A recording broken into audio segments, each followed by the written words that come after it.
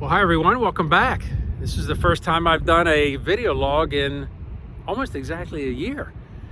And I am standing at the same place that I last did it in March of 2020. Now, in March of 2020, we were under an extreme situation where very few people really understood what in the world we were dealing with. We never heard of a virus called COVID-19 at that time, but when it happened in a huge way. And I remember down here, and I'm in Stone Harbor, New Jersey, this same week, and we typically come here, Colleen and I, for a little break. It's her birthday week. But I remember seeing an article at the local convenience store, I think it was the Post, that in the headlines it said simply this: "Heaven help us." And it had a praying hands with a rosary holding it. And it's a little bit apropos because behind me here is Villa Maria by the Sea, and it's a convent that's been here for a long, long time. And unfortunately, the next time I shoot a video here, this will be leveled to the ground, most likely. I think they're starting demolition next week, and it will turn into something entirely different. And it's sad because I'm a block from the ocean, and this is a beautiful place, and there have been many prayers offered up, and in many ways similar to the one that probably I saw in the Post, "Heaven help us." But nonetheless, it's reality, it's progress, it's things that happen and move on in our world. And just like in March of 2020 and where we are even today, it's been a challenge. Let's face it, it's been a really hard situation in this last year. And it's been one of those things which, if you combine it with the overall difficulty that we've experienced as a worldwide community, dealing with a virus of origins that some still question, but we know for a fact that it was unleashed on this world in a way that very few people could have predicted. And it probably won't be the last one, but God knows. I mean, He is in control. He hasn't stepped off the throne. And what I'm reminded of when I stand here is that even a year later, I've learned so much from walking through a year of civil unrest and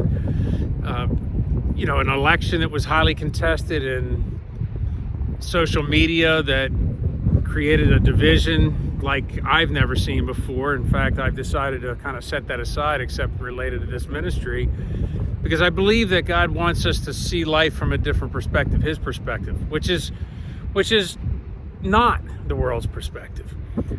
He has an eternal perspective. So whatever we've experienced in this last year, as hard as it's been, even as hard as it's going to be for many of the nuns that had lived here for so long, and this community that have come to love this place, it's just one chapter in a story, God's bigger story that He has for each one of our lives.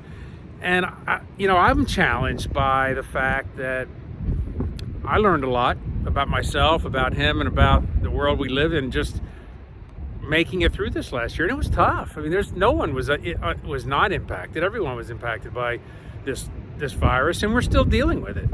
Now we're on the other side, I hope and I believe, with vaccine that is now available, and with many people that have even asymptomatically contracted the disease. And so much of it, we hope, is behind us. And as we get back to what I would more term the next normal, not normal, we're going to be faced, especially as Christians, with a question. And that question is, what do we do from this point forward? Are we called up to be sitting in this position of fear, or do we take a posture of love toward our fellow man, our neighbors? Do we jump on the wagon of division that has haunted us all for this last year, or do we take a different posture of just loving, caring, and doing whatever God called each one of us to do to further His kingdom on this earth, not the earthly kingdom that so many of us have grown accustomed to and gotten comfortable in? It's a tough spot, but I'm challenged by it. I think for me, I'm ready to do and be and make a difference. We only have a short time on this earth, and so I spent so many of my years just doing things my own way, and it didn't turn out real well. So I'm going to challenge you to join me in a new way of thinking, a way that brings about unity, brings about love, and then just look at whatever it is that God's called you to be and to do. It's not a question of how I survive this. It's a question of what can I do to further God's kingdom. The time is short. I mean, there's very few, if any, prophecies left in the Bible to be fulfilled until Jesus comes. That could be before I finish this video. And I'm excited for that. But I also know that we have a role to play as Christians. In this particular instance, mine is to step in and embracing brokenness and just bring the message of healing to a broken world. What's yours? Ask him.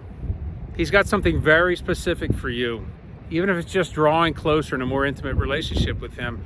But he clearly wants us not to sit on the fence, not to be lukewarm, but to take a posture where he reigns. He's in control. We know it. We recognize it. We give him the credit for it, and we ask him how to direct our lives. So let's do it together, won't you? And just like the convent behind me may not be here much longer, but there's a house that God built, and that's forever in each one of us. A place where we can live into our own and our true identity in him. So let's do it. Let's become part of the solution, not the problem. Join me, won't you? Blessings to you all.